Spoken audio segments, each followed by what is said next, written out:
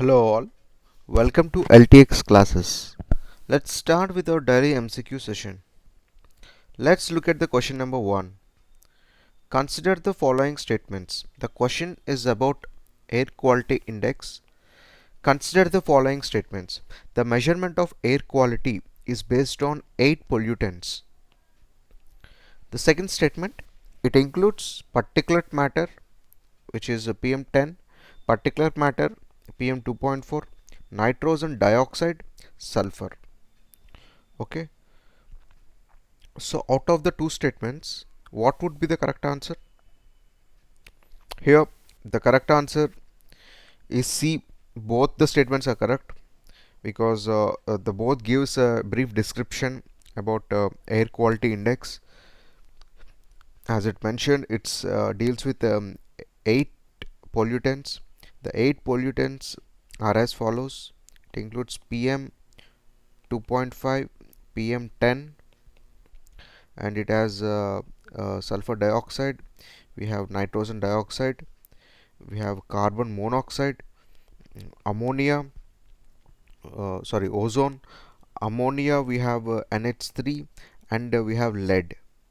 So these are the 8 pollutants that got measured by air quality index. Okay, let's look at more about air quality index. The air quality index, it has mentioned, it was launched in 2014, whereas it launched with on a motive of one number, one color, and one description. Okay, this is the main motto of air quality index. I said that it mentions 8 pollutants. Okay, we know that the 8 pollutants. Let's look up the 6 categories of measurements. There are 6 categories, such as we have a good, satisfactory, moderately polluted, poor, very poor, and severe. If you could see the context for picking up this article, here it mentioned air quality severe. So this is one of the category that was mentioned by measured by air quality index. There is a reason behind picking up the question. The question is because of this air quality has been mentioned. There is one more index also mentioned. It's called SUFFER. It is System for Air Quality and Weather Forecasting and Research. It is a SUFFER. There are differences between AQI and SUFFER. Both are not the same. AQI is basically about air quality, as it's mentioned in the name itself, whereas in SUFFER it's an holistic index. It measures about weather patterns also. So there is a basically these two are different things. We should not be confused about their functionaries. Okay, but if you see, AQI is developed by Center for Population Control Board in consultation with IIT Kanpur, but still IIT Kanpur acts as an expert group in comprising medical and air quality index in Delhi. Still also IIT Kanpur provides all the expertise and associated skills to determine the air quality of Delhi. Okay. So if this is about the air quality index and the functionaries, the pollutants. We have seen the pollutants, we have seen the 6 categories of measurements, we have seen its origin, we have seen the motto, and we have seen the differences between AQI and the bodies that are guarding the AQI as far as concerned. So this is about the question number 1. If this is clear, then let's go to the second question. The second question talks about, let's see the second question. Consider the following statements with reference to EWS, its economically weaker sections. The first statement, 10% EWS quota is under the 103rd Constitutional Amendment Act 2019. Okay. The second statement, it inserted Article 15.5 and Article 16.5. Okay, what would be the correct answer?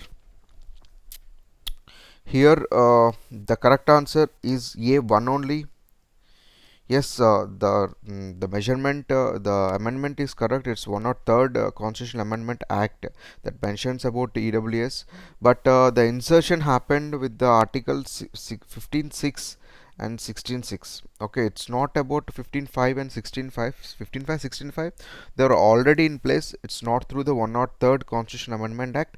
One or third Constitutional Amendment Act says to provide socially sorry this economically weaker sessions uh, the opportunities in education institutions and employment. That is what the EWS is. EWS is an economic reservation. It's not a social reservation. Economic reservation in jobs and admissions in education institutions. So that is what EW is. So we can all and we have it enables both the center and the state to provide reservation. That is why we can call it as a some sort of cooperative federalism also, because both center and state all are providing EWS reservation. After this amendment took place, most of the states they came forward and they availed they announced the EWS reservation in their respective states. Okay, the basic reason for granting this reservation is to address the inequalities. Okay, so let's see the briefly about, as we're talking about reservation, let's see briefly about the distribution of the reservation. You see the reservation system in India. If there we have 100%, we have like general, we have OBC, which includes like 27.5%. We have SC, we have 15%. We have ST, we have 7.5%. Okay, now we have EWS. Okay, and the story is not ended here. We have a horizontal reservation for disabled people, the physically handicapped people. We have like some around 4%. So the remaining, I guess, the 37, since it is horizontal, we have like 40% reservation in general. So this is the basic scheme of reservation. EWS is 10%, as I mentioned. Now there is one more issue with the Supreme Court stating that according to the 1992 judgment of Indira Sahane, the reservation should not exceed more than 50%. But because of this EWS, it had become like 60%. So now this case is still under sub judice. It's still under the court's consideration. Let's see what would be the judgments regarding the EWS case. But if you're talking about the current case of EWS, it's basically about the reason for arriving 8 lakhs norm. In order to avail EWS, your total family income should be less than 8%. Okay, so now the Supreme Court asked the center what is the reason for arriving this 8 lakhs per annum. This is 8 lakhs per annum. What is the reason for arriving this norm of 8 lakhs per annum?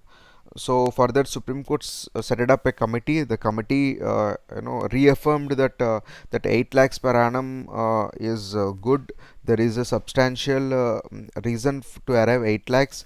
The committee said that for EWS and OBC, we both have 8 lakhs as the norm, but for EWS it should be 1 year financial statement. For OWC it is OBC it is 3 years financial statement. So fundamentally, even though the number is same, the 8 lakhs norm per annum is the same, the composition and the is different. So that's what made the center to tell SC that 8 lakh norm is reasonable cap for EWS quota. So now, as of now, there won't be any change in the EWS. It's the status quo prevails. Now the admissions of the admissions happens through the 8 lakhs cap only, and for that matter, the NEET and the PG counseling also takes place along with the UPSC. There is no such there is no two ways about the EWS now. Now the no the case has been cleared. Okay. Now that we understood about the second question, the briefly about EWS, it came through, as I said, it's one or third constitutional amendment We have seen the articles that deals with EWS. We have seen the scheme of reservation. We have seen the cap. We have seen the differences between EWS and OBC. Okay, if this is good, we'll go forward to the next question. The next question, consider the following statements. The question is about Swachh Bharat mission. Okay, the first statement, Swachh Bharat Kosh SBK. According to this, the Swachh Bharat cess is an improvement in the service tax by 0.5% on all the services in India. Okay. The second statement, Swachh Bharat Mission 2.0 includes waste management, including facial sludge management in all ULBs with less than 5 lakh population. Okay, these are the two statements that briefly deals with Swachh Bharat mission. So let's see what would be the correct answer here. Here the correct answer is definitely A, it's not B. The reason being, it's not 5 lakhs, it's 1 lakh. All the Swachh Bharat no, the criteria, the ULBs, the urban linked bodies, the population criteria that are taken under this Swachh Bharat mission is 1 lakh. So that makes the option B incorrect, and option A is the correct answer. One only is the correct answer here. Now that we are talking about Swachh Bharat, the Swachh Bharat mission Abhiyan or mission, it introduced in 2014, but 2019 we just revamped it with the name Swachh Bharat Mission 2.0. It includes Swachh Bharat mission for urban, Swachh Bharat mission for rural. Okay. And there is some no, the distinction is there. The basic criteria for launching this mission is to make the India open defecation free, and to improve the levels of standardization, sanitation, and the sewage facilities and everything. Okay, under this we have like three categories of ODF. The open defecation free is divided into two categories. Basically it's three categories, because the ODF itself means that no visible waste. If there is no visible waste, that is comes under ODF. We have seen many ODF villages also. There is one more category called ODF plus. It means not a single person should be seen defecating. No single person should be seen as defecating. Okay, that if this norm is cleared, it will get ODF plus. There is ODF plus plus. Okay, it talks about no discharge of dumping. Okay, so it is the, if you see the norms are also, this is bit easy to accomplish, this is bit more difficult, this is even more difficult. Okay, so this is the category to distinguish between the various villages. Some villages will be getting ODF, some villages will get ODF plus, some will get ODF plus plus. So that is the main intention of this Swachh Bharat mission 2.0. So here the reason for picking up this article is Telangana tops the open defecation free plus list. So I mentioned three categories are there. So out of the three, the Telangana topped in the ODF plus category. Okay, that is important to know the differences. It is mentioned ODF plus. It has also mentioned Swachh Bharat Mission Gramin, and there are some facts regarding to arriving the this top list. And Palle Pragati is a program which has been organized in the Telangana district. Okay, so now that we have seen Swachh Bharat mission, we have spoken about Swachh Bharat mission on a whole, the objective of Swachh Bharat mission, the Swachh Bharat mission 2.2, and the different categories, and the categories of ODF, ODF plus, ODF plus plus, and we have seen the reason for picking up this question. Okay, if this is clear, let's look at the next question. Consider the following statements. Okay, the inverted duty structure is a situation where the rate of tax on inputs used is higher than the rate of tax on the finished good. Okay, the second statement, GST Council is a constitutional body under Article 279A. What would be the correct answer?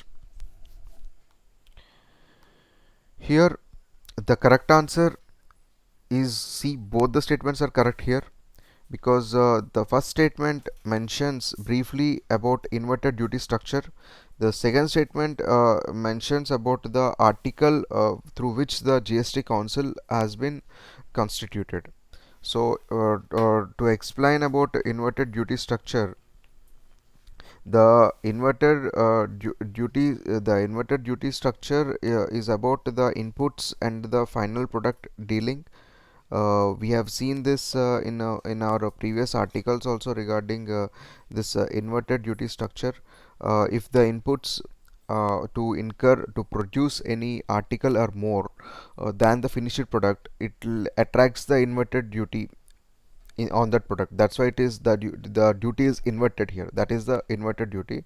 As the GST Council, it is mentioned in the Article 279. It is a constitutional body. It makes the recommendation to the unions and the state government to the issues on goods and service tax. The goods and service tax was introduced in the amendment of 103 Amendment Act of 2016. GST Council, also headed by Union Ministry of Finance, Ministry of State, and some other ministries also help the finance ministry. That is the setup of the council. It is a federal body, but if you see in the economic survey 2017 and 18, if I remember vividly, there is a separate chapter that has been allotted for the GST. That is the year when GST got introduced. The chapter is like, I think it's a cooperative federalism. There is a separate chapter that has been designated for this.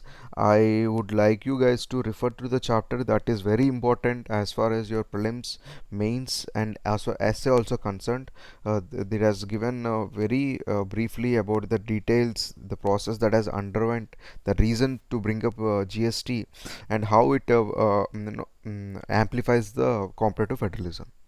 Okay, we have seen GST, we have seen the inverted duty structure, we have seen the norms, we have seen the details about the constitutional body and the Article 279. If this is clear, we will go to the next question. So before going to the next question, here the reason for picking this article is this editorial. It's mentioned about inverted duty structure. Okay, it about the GST and the rollback of hikes of GST on textile products. Okay, so the next question, the last and final question of the session. Consider the following statements. The first option: the Kaziranga National Park is located in the state of Assam. Okay. Second question: it was declared as UNESCO World Heritage Site 1985. So what would be the correct answer? Here the correct answer is C. Both the statements are correct, because yes, the Kaziranga National Park is located in state of Assam. It was declared as national park in 1974. It is declared as UNESCO's World Heritage Site in 1985. There is no question about it. To more about Kaziranga National Park in Assam, this is a famous national park. It covers around 42,000 plus acres, and it is surrounded by the floodplain of Brahmaputra. Okay, and it has been declared as a tiger reserve in 2007. That is one more pointer for you. Tiger, it has discovered as a tiger reserve. It has discovered as a national park. It has discovered as a World Heritage Site. It has a tiger reserve area of around 1000 square kilometer. That is also fine. And if you could see, it is recognized as important bird area by bird. It was discussed as important bird area by BirdLife International. Okay, there's so many good things about this park. This is one of the most important park for tourism. I said many things regarding the park. It is a national park firstly, and it is a tiger reserve as well. Okay, it is a World Heritage Site, and it discovered recognized as an important bird area. Okay, These are the things about Kaziranga National Park. And as we all know, one horn rhino is very famous here. Actually, this park itself got famous because of this rhino. It is very much abundant here. So whenever you read about national park, it's very important to know all these facts. So the reason for picking up this article also, the Kaziranga National Park is in news because of this some project is happening that got the notice the not the initiation of the project is still pending with the government. So that what made up the article. It mentioned about the Kaziranga and the details about one horned rhino. So whenever you read national parks, make sure you read national parks in this holistic manner. You need to know, if a national park is there, you need to know about whether it is a wildlife sanctuary, whether it is a bird sanctuary, or whether it is declared as a UNO World Heritage Site. What are the rivers that were pertaining? What are the states that were adjoining? What are the special species that were available in the national park? You have to cover every national park in a holistical way, because there are very much there is a possibility of asking questions. There were questions in previous prelims examinations also regarding various national parks and their advent, which are in news, that has to be taken a great care. So that what prompted us to pick up this question. So in the coming prelims, Kaziranga National Park is also very important. It's always been a very good national park. Now the recent the infrastructure works makes it even more important. Okay, with this I'll end the session. I hope we slightly revamped the session compared to the earlier sessions. I hope this has been helpful to you. This will helps you in marking up your prelims MCQs. It helps you in the way of having good guesswork. It helps you to revise your static portions. It helps you to have a interlinking between the topics and everything. So if you have anything to share, please comment down below. Please let us know your views through comments by liking the videos, and don't forget to subscribe the channel. Okay, with this I'll end this session. We will meet in the next session.